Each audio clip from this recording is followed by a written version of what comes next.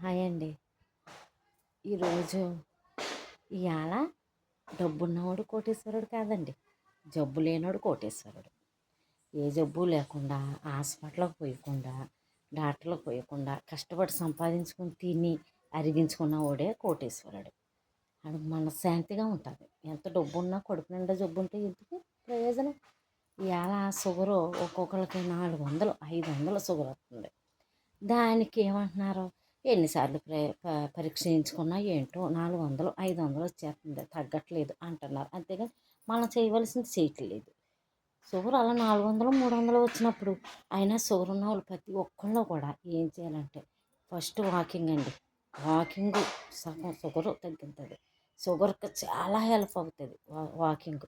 Sugar ఉన్న ప్రతి ఒక్కళ్ళు వాకింగ్ చేయాలి. పొద్దుటో స్పూనుడు మెంతిపిండి తాగాలి. ఆ రెండూ చేస్తే షుగర్ మన కంట్రోల్లో ఉంటుంది. 400 500 వచ్చిన వాళ్ళకైనా బాగా తగ్గుతుంది. కొంచెం కంట్రోల్లో ఉన్న వాళ్ళకి 170 మించదు, 160 మించదు.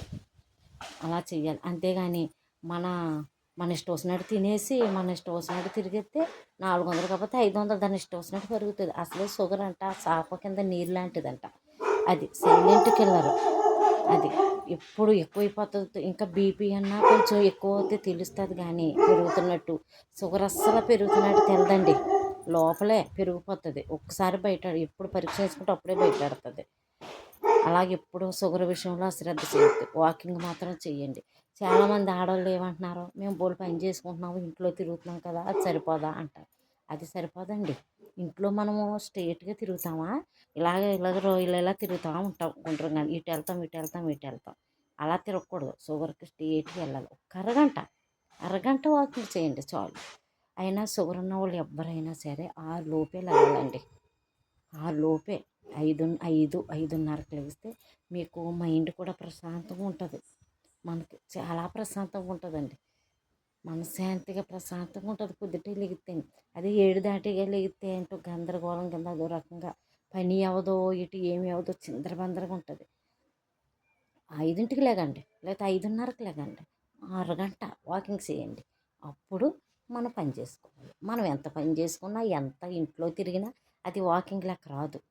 వాకింగ్ మాత్రం చెయ్యాలి. అది మాత్రం మర్చిపోకండి. మళ్ళీ తర్వాత మెంతిపిండి తాగాలి. ఎక్కువ షుగర్ వస్తే మొన్న ఒక ఆవిడ ఉంది, నేను ఎక్కువ తీపి తిన్న రోజుని స్వీట్ తిన్నా ఏ సేమియా తాగినా ఆ రోజుని నేను 2 బిళ్ళలు వేసేసుకుంటాను అంది. అలా వేసుకోకూడదంటండి. 2 బిళ్ళలు వేసుకోకూడదు. అలా ఎక్కువ ఉన్న రోజుని మళ్ళీ సన్నమట్టలప్పుడు కూడా మెంతిపిండి తాగొచ్చంట. మెంతిపిండి ఏమీ ఇది కాదు, నష్టం కాదు. మెంతిపిండి తాగొచ్చు మళ్ళీ సాయంత్రం కూడా. అంతేగాని 2 బిళ్ళలు మాత్రం వేసుకోకూడదు. షుగర్ కూడా మన చేతుల్లోనే ఉందండి. వారానికి 2 రోజులు కాకరకాయ తినాలి షుగర్ ఉన్న వాళ్ళు. అలాగా మన చేతుల్లో ఉన్నది మనం తగ్గించుకుందాం. తర్వాత డాక్టర్ల దయ దేవుడి దయ. అంతేగాని ఇప్పుడు అందరూ మనం చేసి చేయకుండా దేవుడు తగ్గించలేదు అని దేవుడి మీద డాక్టర్ల మీద వేసేస్తున్నారు. వాళ్ళు ఏం చేస్తారు, మన ఇష్టం వచ్చినట్టు తిరిగేస్తారు.